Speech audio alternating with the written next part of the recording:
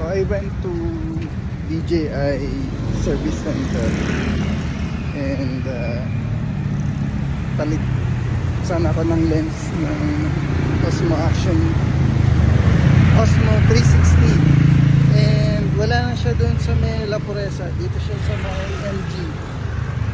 So along Pasong Tamo extension pa rin, from La Puresa around 2-3 minutes on foot. And what surprised me is papalit nga sa ako ng front lens lang. However, nagulat ako paglabas ng babae.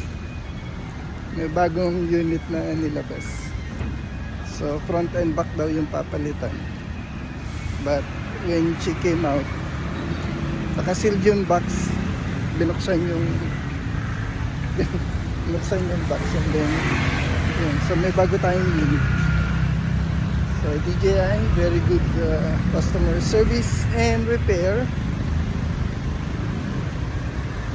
Wish